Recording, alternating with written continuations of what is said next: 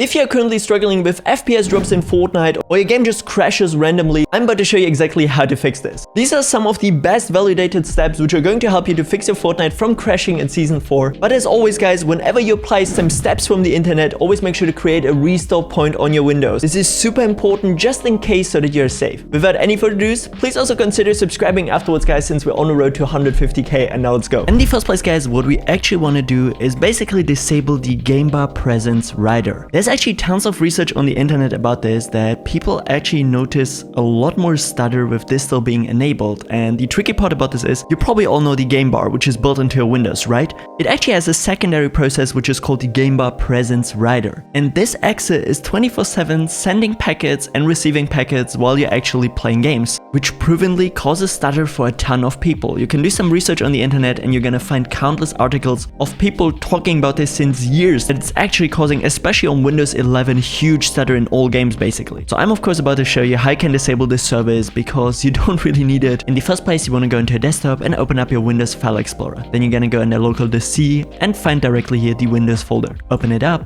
And in here now, you're gonna type in there system until you're going to find system32. I know this is gonna sound like a bad joke, but it's actually in here, and just simply search here up game bar on the top, and then you're already gonna see the game bar presence rider.exe. And all we basically need to do to disable this service here and stopping it from causing stutter on our PC is to just simply rename it into game bar presence rider 2. But the tricky part is you don't have rights right now to do that. So I'm gonna show you how to do this, because even though you might have admin rights, you're still being denied of renaming this exit because it's a built-in system service. So what you gotta do is open up your properties. You can already tap this here down. Then what you want to do is go into security, and then you can see all application packages and click under advanced. Now once we're in here, this is now where it begins. You can see now here in the permission entries, we actually don't have our system name in here, which means we don't have full access or full control like the TrustedInstaller. This is basically your Windows taking full access. So what we actually now have to do is search here now for the owner, which is of course the TrustedInstaller, click under change, and in this window we now have to type in our Windows name. If you don't know your exact PC name,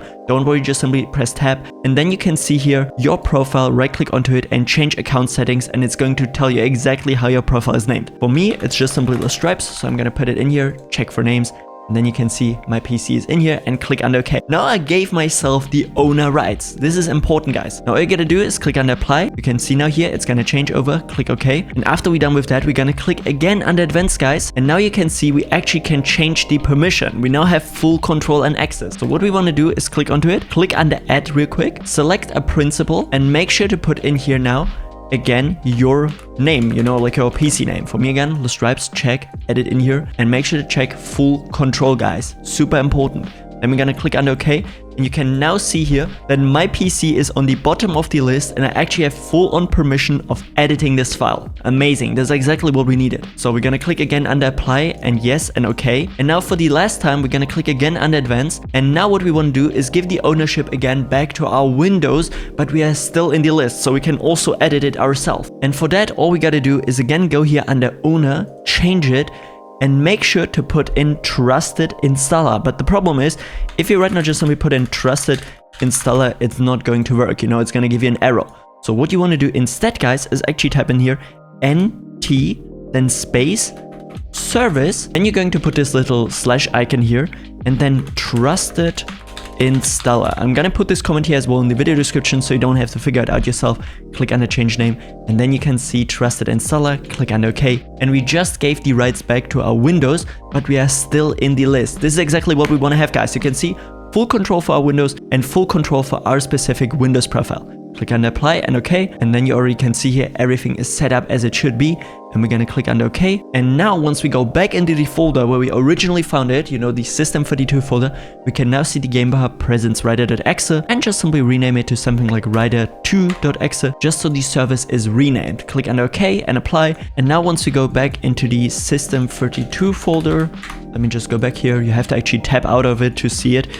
I'm gonna type in here again game bar, and you can see the game bar presence rider.exe has been renamed. Sometimes it doesn't show instantly, that's why you actually have to like tap out and go back in. Really nice and easy service as mentioned, and there's tons of proof that this is actually causing stutter for a ton of people out there, so I hope that this was helpful. And now let's continue with the next step. Are you tired of having high ping in Fortnite and you wonder how all your favorite Fortnite pros always seem to have zero delay? What you need for that is no ping guys, your #1 client to reduce your ping in every single game you guys want to play. Let's say you want to play Fortnite, you just search it up, select it, and NoPing is gonna give you an overview of all of the best servers available in your near. And the coolest part is it works on multiple regions. So if you like to play cash cap on a different region, it can still help you to get the best server. So just select the server you want to use, click on to optimize this game, and NoPing is gonna automatically help you to get the best connection possible. Additionally, they also feature some FPS boost features, and they are all tested tweaks which are going to help you to improve your system speed. Make sure to check out NoPing with the link in the video description. For this next step, guys, what you actually need is having Fortnite running in the background,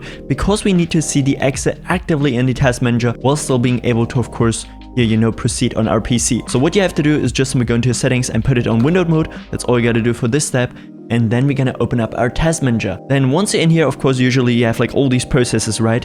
And you're gonna find just straight up Fortnite. By the way, don't be worried, it's still responding as you can see in the background. It's just like a bug sometimes. Just simply open this up here, and then you're gonna find your Fortnite directly. Right click onto it and go under details. And once you're in here, you can then see the Fortnite client Windows 64 shipping exe. You can also see the memory consumption, all of that. But what we wanna focus on is right click onto it and set up the affinity. And in this list here now, guys, we can see all the cores on our PCs. For most of you guys, it's probably gonna be until like 16. This is like the range where most gaming CPUs right now are working in. And what we actually want to do, guys, is uncheck CPU 0. Hear me out. CPU 0 is specifically designed to be correlated to most of your Windows processes. Most of the built-in tasks and processes from Windows directly are all operating over CPU 0. Which means CPU 0 handles a ton of interrupts, which is basically all the signals from your PC, your RAM, your CPU is communicating over it, and all the background processes to make your Windows PC even usable and run are also communicating over CPU 0. This is why in some games this can actually cause stutter, especially on weaker CPUs, if you have this one here assigned as well, because if on top of all these processes which are already running in the background,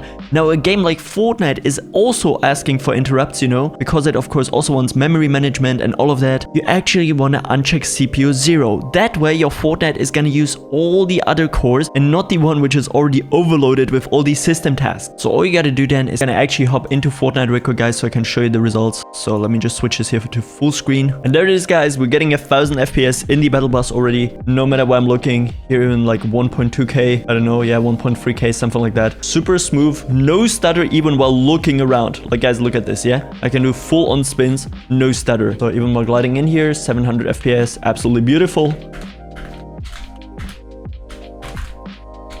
Okay, got our first elim here.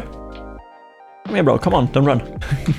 For this next step, guys, we're about to use a tool which I think everyone knows by now. It's called Malwarebytes. It's very important. Clicks, TView, and many other pros or known streamers, are using this tool actually, or at least it's been spotted on their desktop. They use it like once a month. Just let me get like the normal version here for home. The link is gonna be in the video description. Just let me get it from here. And once you get the tool running, it should look something like this here, guys. You can see my last scan was actually 4 days ago. I do this very frequently, especially if you're maybe doing some research or you have to download some stuff for YouTube videos. You never know. So therefore, guys, scanner, definitely make sure to click here onto it and just simply let it run in the background. It's gonna scan your whole entire PC for malware, which could potentially slow it down. I've seen many people out there already having like 5-10 detections on their PC, and they're wondering, why is it running so slow? So therefore, definitely do this once in a while, guys. This is super important. I have this tool always on my PC actually. In the first place now, it's checking for updates, then it's scanning memory, scanning startup items, and of course also a system file. So therefore, just simply let it run in the background. You can see it goes really fast, of course also depending on your system speed. But for me, as it seems here right now, I have 0 detections, which should be perfect. So therefore, yeah, I'm chilling here. All the files are being scanned in the background. And there you can see it, guys, my PC is completely safe. You can also, by the way, schedule this here. So it does it like automatically once a week. For me personally, I just like to do it every few days,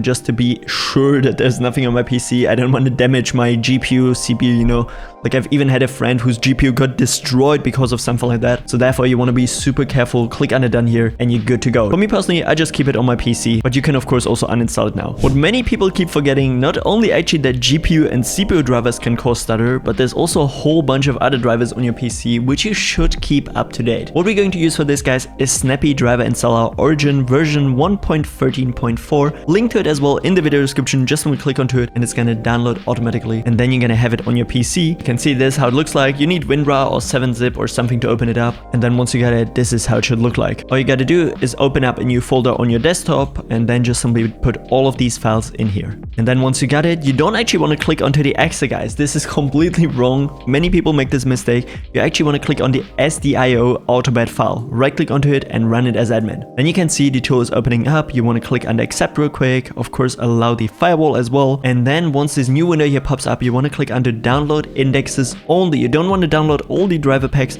just the indexes, so it actually shows you on your PC what is missing. So guys, and once the list is updated, it's going to tell you if there are more optimal drivers available or if you already have the best ones and all of that. But what I want to tell you, the main sources which are causing actually problems in gaming are if anything related to Realtek is really outdated. For me, it's my gaming 2.5 GB family controller, which is basically my network adapter, you know, like my LAN port on the backside of my PC. That one should be updated always, or also the Intel Wi-Fi one, guys. You can see right now, updated driver available. For both of these here is actually already now a newer version available, which is kind of interesting because I just updated it like 3 months ago. So therefore, yeah, there's again a new one. So I'm gonna definitely make sure that I update these here, and also anything related to Realtek high definition audio, or basically your audio driver. Your network and audio are the two main causes for actually having stutter on your PC. So therefore, these you want to make sure to update always. Or what you could do, of course, is also select all of them, which I wouldn't recommend you because there are a bunch of them which you really don't need updated. For me, since I actually always debloat the ISO of my Windows, which means that I already remove a bunch of stuff before I even install my Windows. A ton of these here were disabled or just like put on the basic one, but definitely something related to Realtek or Intel or like your audio in general, Realtek, you should definitely update, guys. Super important. If you have no clue at all, guys, it really should also not be a problem to just select all of them and make sure to go for the installation. You can see for me it's 64 driver packets available, so therefore I could do all of these here, but what I'm gonna do instead is just go for the Realtek ones as mentioned here, this one here, and maybe my Wi-Fi. I use both of these here actually kind of, which is funny. So I'm gonna install both of these here. Just let me click on install. Then you can see it's gonna get it here on my PC automatically in the background and go through the whole entire installation. You don't have to do anything on your own.